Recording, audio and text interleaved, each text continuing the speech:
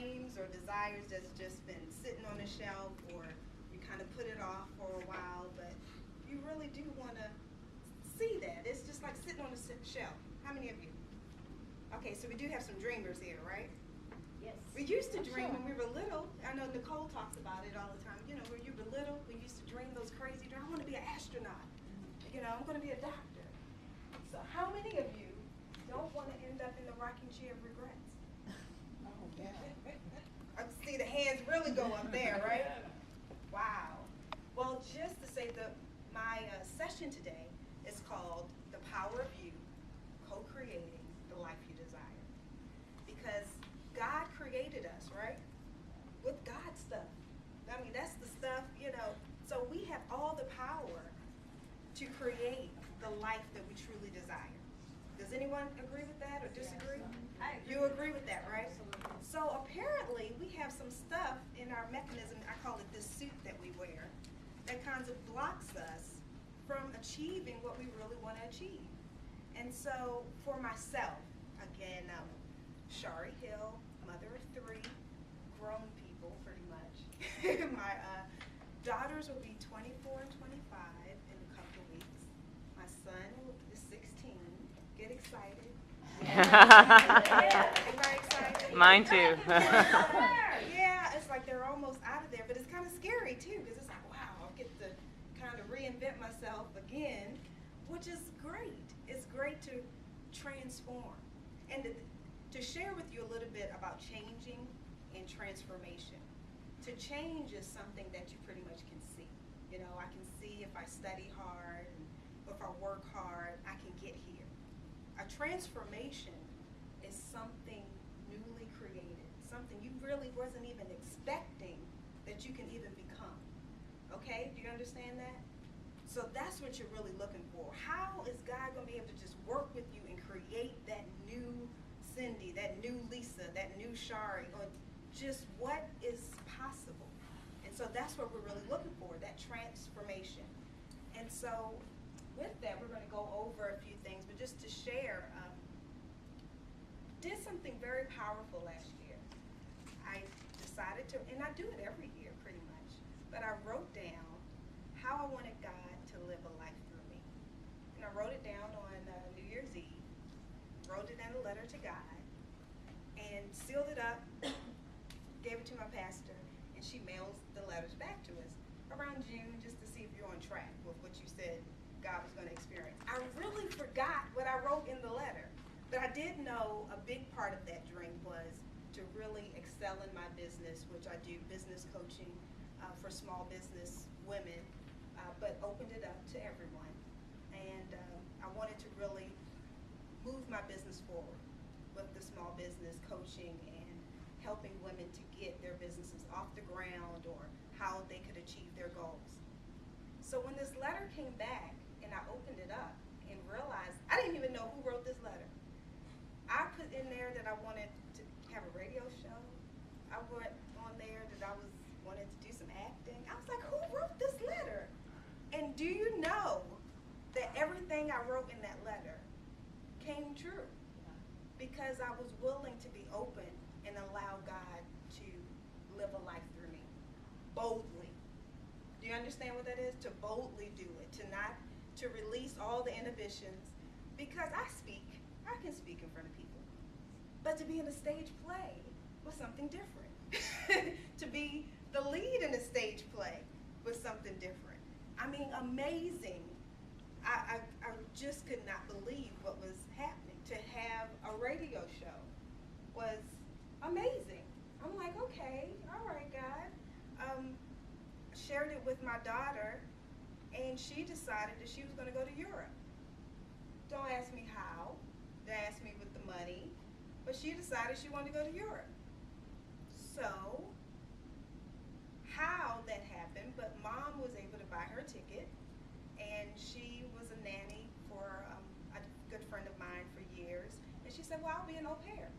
So she created a way to become an au pair in Italy for 3 months. Then she went to Turkey for 3.5 months. Then she was in France for another 3.5 months, and she returned home in January. So anyway, just to say that once you make a decision about what you're choosing to experience, God, the angels, the universe is just waiting, right? Does anyone feel that? It's like sometimes we just feel like they're waiting for us to make a decision. Yes. So, to say, how many of you, I've heard, I guess everyone share a little bit about who they are. Who has the crazy wild dream? Anybody willing to share? I know Nicole does. I know Peridot does. That's right. Does anyone? I talked briefly with Abong this morning, and thank you so much for that share. She shared with me her business of a nonprofit over in Africa, and it is to, if you could just share for a second. Okay, it is to help children that have lost either one or both parents to HIV and AIDS. And it started 7 years ago out of faith because I didn't have the resources. I wasn't a good public speaker, or I wasn't a public speaker. I was an introvert and pretty much on myself, but I had to take that step of faith and believe that there was a higher power out there who was going to guide me. And once I started off, the very first move was to sponsor 100 AIDS offerings. And sponsor, I mean paying for school tuition and providing school supplies, uniforms, and shoe. And again, I didn't have any money to even say maybe 3 or 4 kids, but 100, and I took a step of faith. And God has guided me since then, and now it has grown to 758 orphans that I'm sponsoring, or the organization is sponsoring, and paying for teachers' salaries, and also built a school. Thank you. You're welcome. And so that is so amazing. When I was sharing with her and she shared that story, I said it had to be bigger than you. You know, sometimes we're thinking so small that God can't be in that. It's like God's like, okay, you got that, but it got to be something big. Do you get it? So what is it that you are truly choosing to experience that includes God in it? And let it be big enough that God can be able to move in it. So if y'all could just take a moment and write something down, whatever that is, because I'm a fabulous 45. But I know, our time of days here is numbered, so it's things that I want to get done that I need to start putting in motion now. And so the first thing when I was talking was recognition. And I say recognition because you need to know who you are. And I said before that we're created with God's stuff. That means God created us in his image and likeness. So that means that when God spoke something, when God thought something, it was so. Unfortunately and fortunately, we are the same way. That when you are thinking a certain way, that becomes your experience. That becomes your way of being. And a lot of times, I shared a situation, and I won't go into it deeply, but my cousin and I could have a similar situation that we've gone through. But the way I respond to that situation and the way she responded to that situation was completely different. So our outcomes were completely different. So you have to make a decision and choose how you're going to go through a certain situation. Everything that presents itself doesn't have to necessarily look as a problem. It's just a proposal on how to grow or do something a different way. Do you understand what I'm saying? You can choose to look at it as a hardship and a problem, or you can look at it as an opportunity. How can I do something different? Example, if you locked your keys in the car, no big deal. You call AAA, or it's 90 degrees outside and you might have something in the seat that you didn't want to spoil. No big deal. You might be a little anxious about it. But if it's your child in the car, you're going to respond differently, right? That's how you have to have that passion or urgency on what it is that you truly want. The same situation, you'll respond completely different. right? And so you need to figure out what it is that you're truly wanting to experience. The other piece of it is gratitude. And that's why when I help people to change how they look at something, and what they look at changes. And so when you can have a gratitude behind, who's been laid off? I've been laid off before. I've been downsized. It got to the point where I was like, okay, God, maybe I'm not supposed to be in corporate America.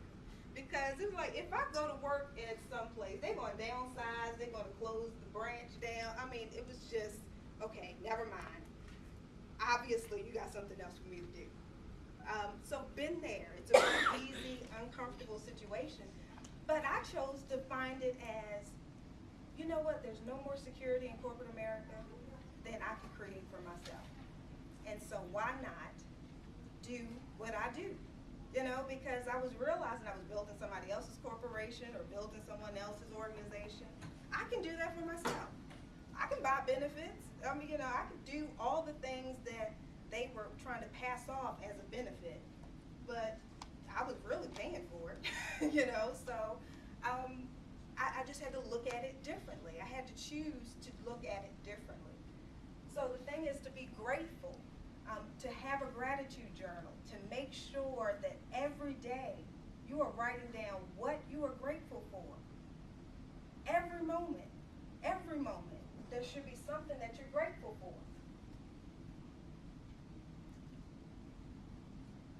Another piece of it, and we say it consistently, is intention.